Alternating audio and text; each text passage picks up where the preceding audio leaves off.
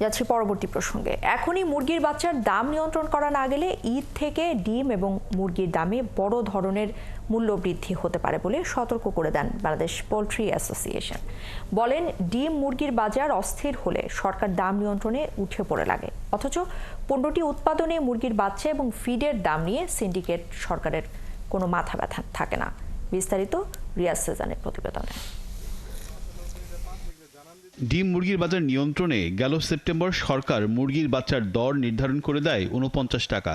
অথচ এখন বাচ্চা উৎপাদনকারী প্রতিষ্ঠানগুলো মুরগির বাচ্চা SMS দিয়ে বিক্রি করছেন ৭০ টাকা।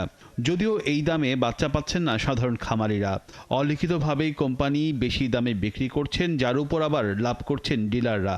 ক্ষুদ্র খামারিরা বলছেন, প্রতিটি মুরগির বাচ্চা কিনতে হচ্ছে ৯০ থেকে ১০০ টাকা।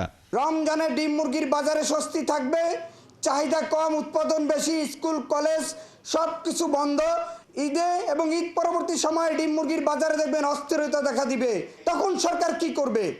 শনিবার বাংলাদেশ পোল্ট্রি অ্যাসোসিয়েশন জানান, মুরগির বাচ্চার এই সিন্ডিকেট এখনই বন্ধ করা না গেলে ঈদের থেকে ডিম মুরগির বাজার আবার অস্থির হতে পারে।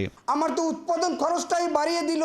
ঈদ আসার আগে ঈদে যে মুরগিটা বেরোবে সেখান থেকে কোম্পানিগুলো টাকা হাতিয়ে নিয়ে গেল। পার বাচ্চায় যদি ২০ টাকা বেশি নিয়ে থাকে, তাহলে তারা ৯৬০ কোটি টাকা গত ৬ মাসে তারা সিন্ডিকেট করেছেন লাগাতার।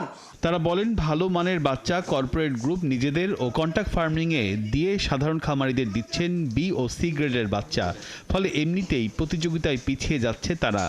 একটা কোম্পানির যদি ২ লক্ষ মুরগির বাচ্চা উৎপাদন হয়, এখানে ১ লক্ষ বাচ্চা তার নিজস্ব ফার্মে এবং তার কন্ট্রাক্ট ফার্মিংয়ে দিচ্ছেন, এবং বাজারে সংকট সৃষ্টি হচ্ছে। বাকি ১ লক্ষ মুরগির বাচ্চা সে দ্বিগুণ ৩ গুণ দামে, তার ইচ্ছা মতো দামে, মিনিটে ঘন্টায় দাম বাড়িয়ে দিয়ে আমাদের পকেট থেকে টাকা কেড়ে নিচ্ছে। সংগঠনের নেতারা জানান, কর্পোরেট প্রতিষ্ঠানের বিরুদ্ধে কথা বলায় একের পর এক মানহানির মামলা দেওয়া হচ্ছে তাদের বিরুদ্ধে।